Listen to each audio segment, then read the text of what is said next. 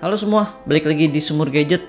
Jadi hari ini gue mau kasih tahu kalian atau gue mau sharing ke kalian gimana gue upgrade iOS 15 dengan iPhone SE yang generasi pertama.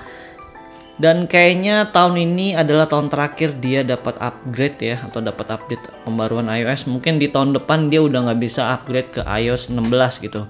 Harusnya sih udah nggak bisa. Kalau misalkan nanti masih bisa, itu ajaib banget sih. Dan di video kali ini gue akan ngejelasin beberapa fitur yang menurut gue cukup menarik lah di iPhone SE ini, karena emang ada beberapa fitur yang nggak bisa dipakai di iPhone SE generasi pertama ini, karena dari segi spesifikasinya juga emang ini udah cukup ketinggalan zaman ya dibandingkan iPhone generasi sekarang gitu. Oke, untuk hal yang pertama yang gue notice ketika gue upgrade ke iOS 15 adalah di bagian home screen-nya. Jadi sekarang untuk iOS 15 itu kita bisa dengan mudah atau gampang gitu kita delete page atau kita tambah page atau kita atur gitu mau page yang aplikasi ini di bagian depan ataupun di bagian belakang. Akhirnya ya Apple tuh sekarang tuh udah nggak se-strict dulu gitu, yang kita susah banget kita mau atur-atur untuk ikonnya, kita mau ditaruh di depan atau di belakang. Tapi sekarang akhirnya udah bisa di customize sesuai dengan keinginan kita gitu. Selanjutnya yang gue notice adalah di bagian weathernya. Nah, untuk di bagian weathernya ini dia udah di redesign dibandingkan di iOS 14. Tampilannya lebih bagus dan lebih eye-catching menurut gue, dan yang terpenting adalah lebih informatif sih menurut gue. Next, sekarang di iOS 15 untuk bagian focus mode-nya itu udah lebih advance lagi. Jadi kita di sini nggak cuman dapat settingan dari mereka aja kita pakai, tapi kita juga di sini bisa customize sesuai dengan keinginan kita gitu. Mau kalian lagi main game, kalian lagi tidur, kalian lagi kerja, kalian lagi makan, kalian bisa langsung setting aja dan buat sendiri personal focus mode versi kalian gitu. Jadi tinggal dipilih siapa aja orang yang bisa ganggu kalian atau yang nggak bisa ganggu kalian ketika kalian lagi aktifin focus mode-nya. Next, sekarang di bagian browser Safari-nya udah lebih bagus lagi. Jadi tampilan untuk search bar-nya ada di posisi bawah.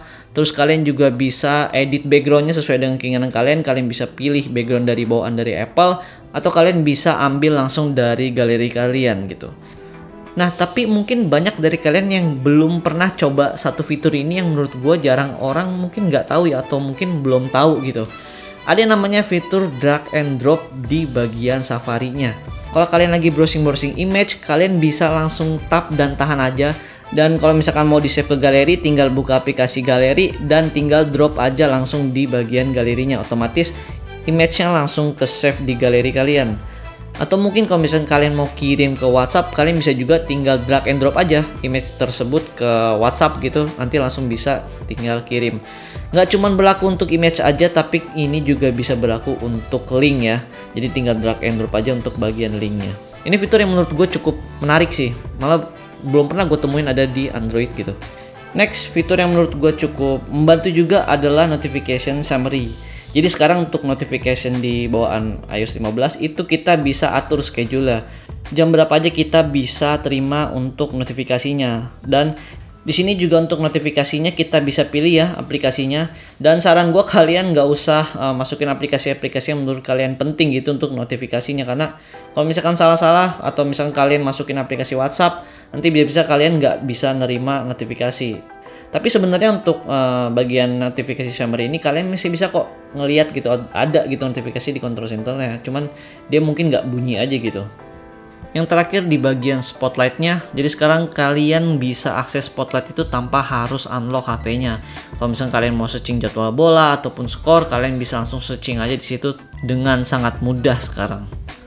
Oke, palingan segitu aja sih untuk fitur-fitur yang menurut gua cukup membantu gitu di iOS 15 ini di iPhone SE generasi pertama. Karena kenapa gue bilang begitu, karena emang ada beberapa fitur yang nggak ada di iPhone SE generasi pertama ini gitu, kayak misalkan video efek ataupun mic mode ataupun kalau misalkan live text juga nggak ada di handphone ini, karena sayang banget sih. Padahal di iPhone SE yang generasi kedua itu ada semua sih fitur-fitur, cukup lengkap sih. Dan setelah gue make ini beberapa hari gitu, mungkin 3 atau 4 hari di iOS 15, pengalaman gue pakai iOS 15 ini nggak lebih buruk gitu. Maksudnya nggak lebih, performance-nya nggak lebih rendah dibandingkan iOS 14 sebelumnya.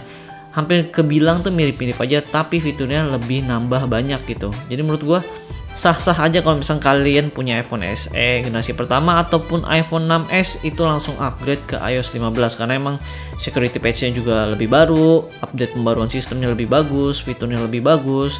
Dan untuk konsumsi daya baterai sendiri menurut gua hampir nggak terlalu beda jauh lah dibandingkan iOS 14 karena emang ini juga gue baru dapat update sekali ya untuk iOS 15. Sekarang posisinya di iOS 15.0.1.